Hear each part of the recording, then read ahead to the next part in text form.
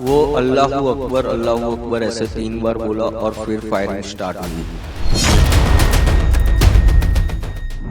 जैसे मैं बताऊं तो मैं 12 बजे के आसपास पहलगाम पहुंचा था। फिर हम घोड़े पे बैठ के ऊपर गए थोड़ा हमने एंजॉय किया, फोटोग्राफ्स लिए, वीडियोग्राफी ली।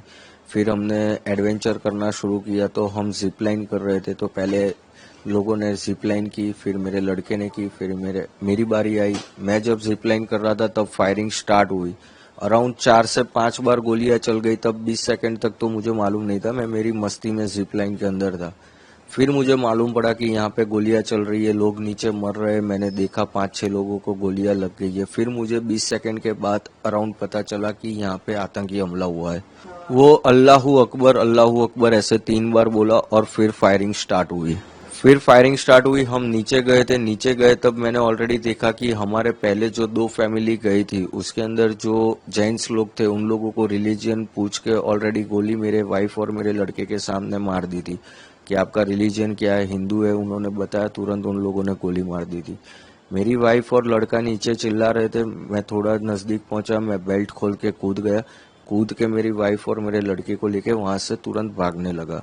फिर वहां देखा हमने एक स्पॉट पे लोग छुप रहे हैं और वहां पे खड्डे जैसा है, जल्दी दिखते नहीं है। तो वहां पे 2-3 लोग ऑलरेडी छुपे हुए थे, तो हम भी वहां जाके छुप गए। थोड़ा फायरिंग कम हुआ। 8-10 मिनट के बाद फिर हम फिर से दौड़ना शुरू किए मेन गेट की साइड। और काफी सारे लोग दौड़ रहे थे, सब लोग दौड़ रहे थे। उसमें भी जब दौड़ रहे तब फिर से फायरिंग हुई और वहां पे भी 4-5 लोगों को गोलियां लगी। टोटल करीबन हमारे सामने 15-16 टूरिस्ट को गोलियां लग गई थी उस टाइम पे। और हम मेन गेट पे पहुंचे तो हमने देखा लोकल पब्लिक जो है वो पहले ही निकल गई थी। तो फिर घोड़े वाले एक हमारे भाई रहे थे, वो हमको लेके गए और सामने हमको इंडियन आर्मी भी मिल गई थी। तो इंडियन आर्मी ने भी हम सब टूरिस्ट को कवर कर लिया था। नहीं, इंडियन आर्मी इसमें आपको बताऊं तो अराउंड 20 to 25 मिनट्स के अंदर उन लोगों ने पूरा पहलगाम कवर कर लिया था। और हम लोग जहाँ पे जा रहे थे वहाँ पे जेंट्स और लेडीज दोनों में आर्मी के अंदर करीबन 150 लोग थे वो लोग। और उन लोगों ने पूरा टूरिस्ट को कवर कर लिया था अराउंड 80 to 20 मिनट्स के अंदर। क्योंकि कंटिन्यू मेरी गुजरात मेरे भाई से बात हो रही थी। फर्स्ट कॉल मैंने उसको किया और दूसरा कॉल किया कि आर्मी आ गई है और हम लोगों को कवर कर लिया है। वो दोनों के बीच का डिस्टेंस 18 मिनट का था मेरे दोनों भाई के कन्वर्सेशन में। पहले तो हम पूरा डरे हुए थे, बट जब आर्मीज आई और उन्होंने हमको कवर कर लिया फिर हम थोड़ा सेफ फील करने लगे। क्योंकि वो लोगों ने, हम जितने डरे हुए थे उससे बहुत अच्छी तरह उन लोगों ने हमको संभाला कि हम आपको कुछ नहीं करेंगे। क्योंकि जो आर्मी में बंदा था अंदर गोलियां मार रहा था, तो काफी सारी औरतें हैं ना, उन लोगों को देख के भी डर गई कि ये आर्मी वाले नहीं है। तो पहले तो उन लोगों ने पब्लिक को कन्विंस किया कि हम आर्मी हैं, आपको कुछ नहीं होने देंगे। फिर वो लोग धीरे धीरे कवर करके हम लोगों को नीचे लेके गए और बाकी की बटालियन वो लोग मेन स्पॉट पे जाने लगे। उस टाइम पे मैं बताऊं तो मैं एग्जैक्टली एक्सप्लेन भी नहीं कर सकता कि किस सिचुएशन में मैं था। क्योंकि मेरे पास मेरे वाइफ भी थी, मेरा लड़का भी था। सब प्रायोरिटी पहले उनकी तरफ थी कि उनको मेरे को लेके निकलना है। तो फिर मैं पहले उनको लेके भागने ही लगा था। नेटवर्क मिला, मैंने कन्वर्सेशन किया। इधर मेरे दोस्त आर्मी में हैं, उनसे कन्वर्सेशन किया। उन्होंने 2-3 इंस्ट्रक्शन दिए मेरे को कि नॉर्मल कोई भी कश्मीरी लोकल बंदे पे भरोसा मत कर, कश्मीरी घर में कहीं घुसना मत फॉरेस्ट के अंदर, और तेरा एक ही है, तू पार्किंग तक सीधा भागना है तुझे। तो मैं उनकी गाइडलाइंस फॉलो करके हम लोग पार्किंग में ही भाग रहे थे और सीधा पार्किंग में जाने लगे।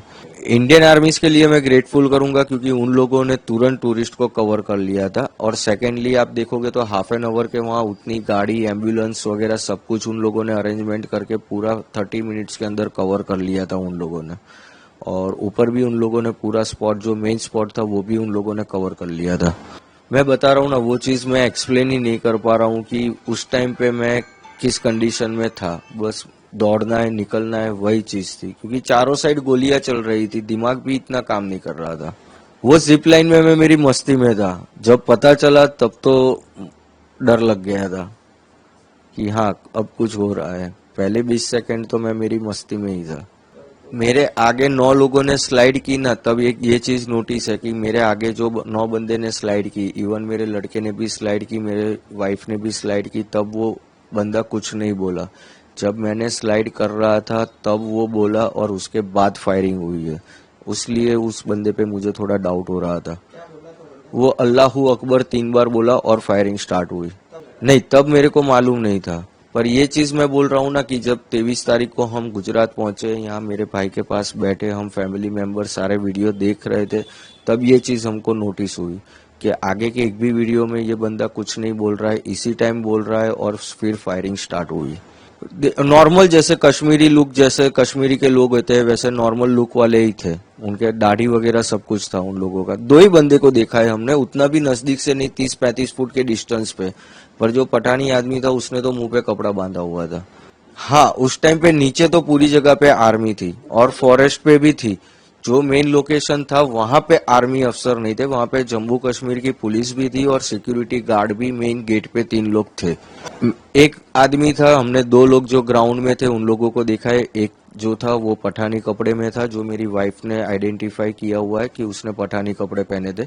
और दूसरा जो ग्राउंड में था, रिलीजन पूछ के मार रहा था, वो आर्मी जैसे ड्रेस के अंदर ग्रीन कलर के आर्मी ड्रेस में था वो।